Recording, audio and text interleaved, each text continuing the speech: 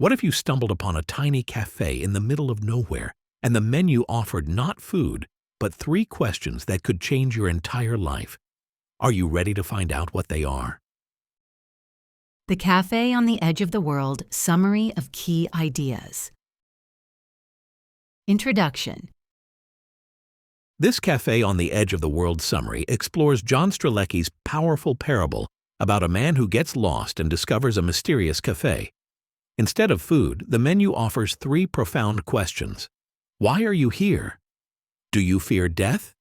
And are you fulfilled? This unexpected encounter forces him to confront whether he is living the life he truly wants.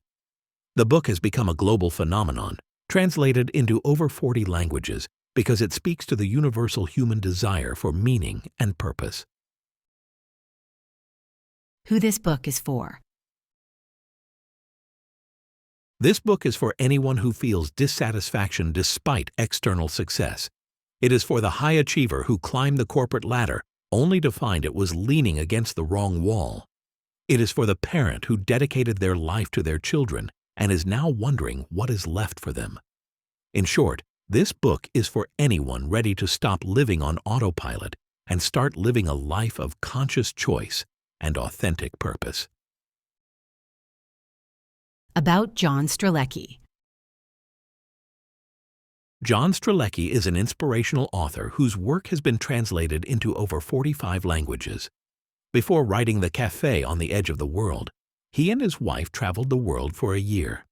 This journey profoundly impacted his view on life and inspired the story that has touched millions of readers. His other works, including The Big Five for Life, all revolve around living a life aligned with one's purpose. 8. Key Insights from the Cafe on the Edge of the World. Story Shot 1. You're living on autopilot. John is a successful advertising executive who feels empty despite his achievements. He works long hours, makes good money, but feels constant dissatisfaction. He is living on autopilot, following a script he never wrote. According to research on autopilot behavior, nearly half of our daily actions are habitual rather than intentional. Many of us are like John, living lives we never consciously chose. We inherit our goals from society, our families, and our peers, rarely questioning if they are what we truly want. This leads to a life where we are technically successful but emotionally unfulfilled. The Cafe teaches us that the first step to change is awareness. You cannot change what you do not acknowledge. When you start noticing the moments when you are operating on autopilot, you create the possibility for conscious choice. This awareness is uncomfortable because it reveals the gap between who you are and who you want to be. In practice, for 1 week, write down every time you do something out of obligation rather than desire. What activities drain you? What activities energize you? This simple act of awareness is the first step to taking back control of your life. Story Shot 2. A forced stop can be a gift. John gets lost and his car runs out of gas, forcing him to stop at the cafe. This unplanned event turns out to be transformative. It removes him from his routine and gives him time to think. We often need these forced stops, a job loss, a health crisis, a relationship ending, to wake us up from autopilot. These moments, while painful, can be powerful catalysts for change. The book suggests that we don't have to wait for a crisis to create this pause. We can deliberately choose to stop and reflect, creating our own moments of clarity and insight. The cafe represents that sacred space where we can step outside our normal patterns and ask the big questions. In our modern world, we are conditioned to stay busy, to keep moving, to avoid stillness. But stillness is where wisdom lives. In practice, schedule a purposeful pause into your week. This could be a 30-minute walk without your phone, a quiet morning with a journal, or a weekend trip. The goal is to create intentional space for reflection.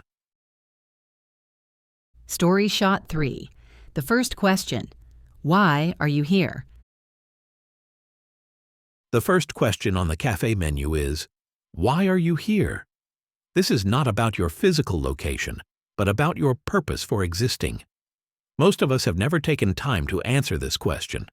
We know our job titles and responsibilities, but we don't know our why. Discovering your purpose for existing, PFE, is the most important work you can do. This question cuts through all the noise and forces you to confront what truly matters to you. It's uncomfortable because most of us have been avoiding this question for years. We fill our lives with distractions, work, social media, entertainment, to avoid the existential weight of this question. But the cafe forces John to sit with it. And in doing so, he begins to see his life with new clarity. Your PFE is not something you invent, it is something you uncover. In practice, set aside 15 minutes and write a stream of consciousness answer to, "Why am I here?" Don't censor yourself, just write whatever comes to mind. Your first instinct answers are often the most honest and revealing. Story shot 4. The second question, do you fear death? The second question, do you fear death, is about urgency. The fear of death is often a fear of not having truly lived. When you are living a life aligned with your purpose, the fear of death diminishes because you are making the most of the time you have. This question motivates you to stop procrastinating on your dreams and start living a life that feels meaningful. The cafe teaches us that death is not the enemy. Wasted life is. When we live on autopilot, we trade our finite time for things that don't matter to us. We spend decades climbing ladders only to realize they were leaning against the wrong wall.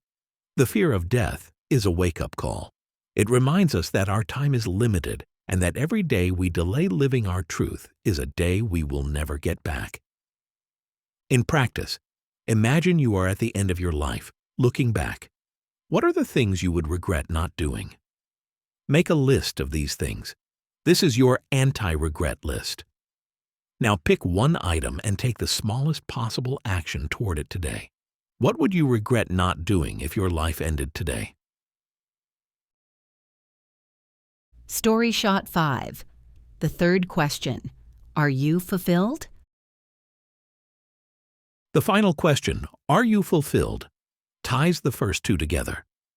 Fulfillment is not about happiness or pleasure, but about a deep sense of satisfaction that comes from living a life aligned with your values and purpose. It's not about what you have, but about who you are. The book uses the metaphor of a sea turtle that enjoys the journey of swimming in the ocean rather than being fixated on a destination.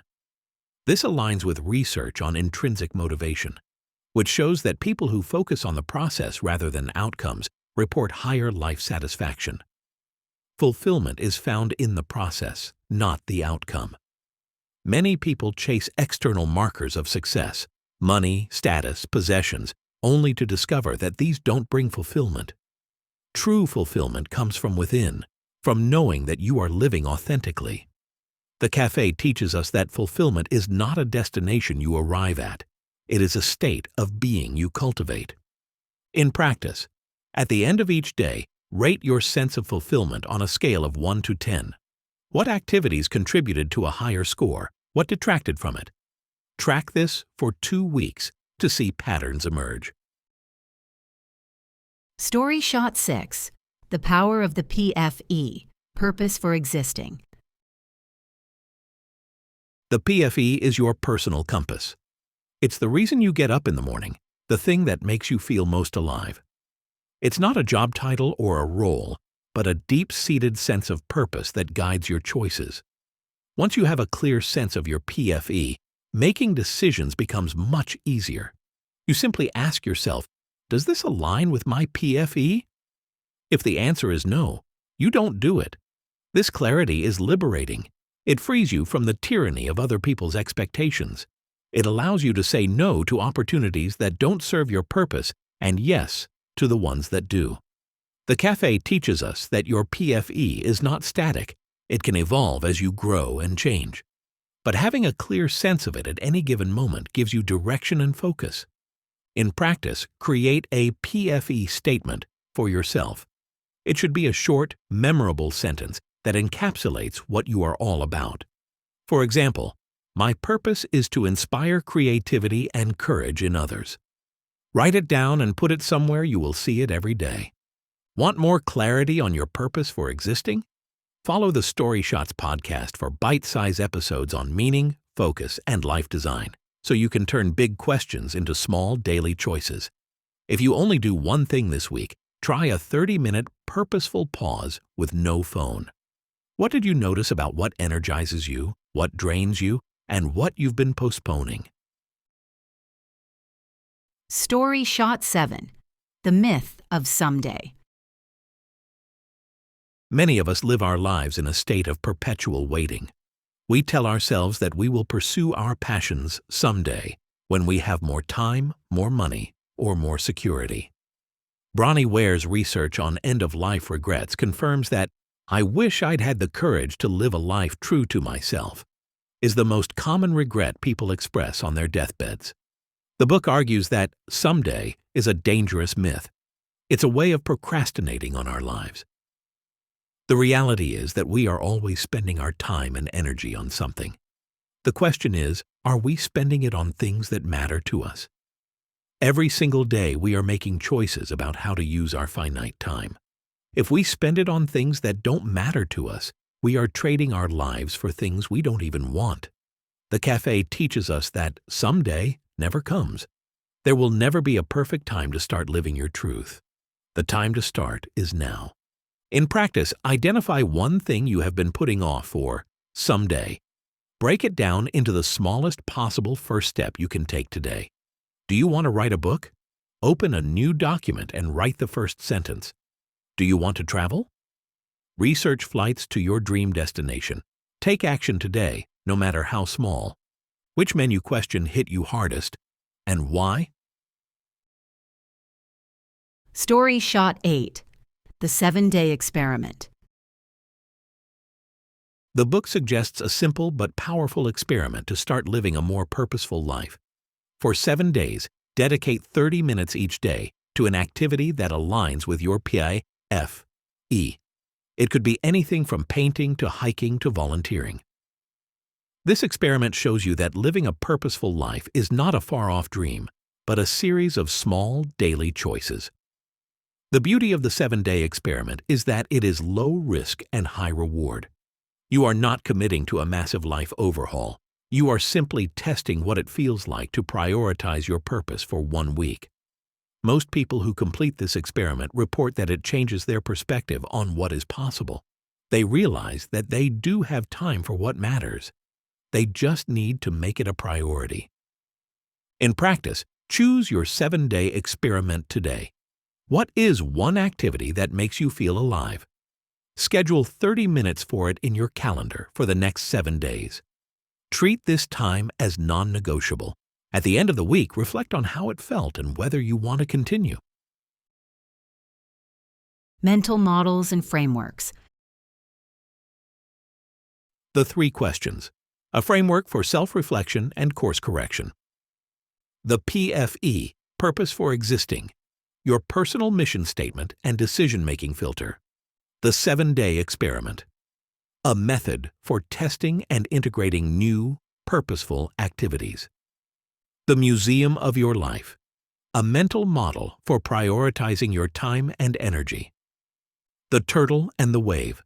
A metaphor for surrendering to the flow of life and finding joy in the journey. Implementation Guide. 1. Discover your PFE.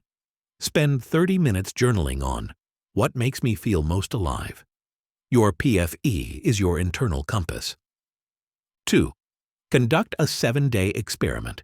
Choose one activity that aligns with your PFE and commit to doing it for 30 minutes every day for 1 week. 3. Create your Big 5 for life. Make a list of the 5 things you most want to do, see, or experience before you die.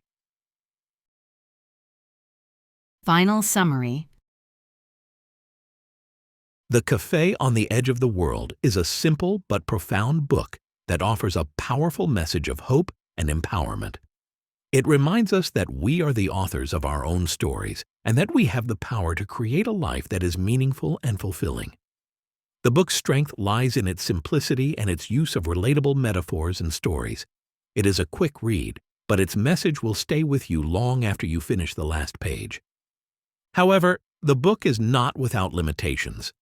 Some readers may find its message overly simplistic or idealistic. The book does not address systemic barriers that can make it difficult for people to pursue their passions, such as poverty, discrimination, and lack of resources. Additionally, the book's focus on individual transformation can ignore the importance of collective action and social change. Despite these criticisms, The Cafe on the Edge of the World remains a valuable and inspiring read for anyone seeking to live a more purposeful life. It serves as a powerful reminder that change is possible and that you have more agency over your life than you might think. Related book summaries. If The Cafe's 3 questions stirred something in you, these books will take you deeper into the art of living with purpose. The Alchemist by Paulo Coelho tells the story of Santiago, a shepherd who abandons everything to chase a dream, only to discover that the treasure he sought was inside him all along. If you love The Cafe's message about listening to your inner voice and following your unique path, Santiago's journey will feel like a mirror.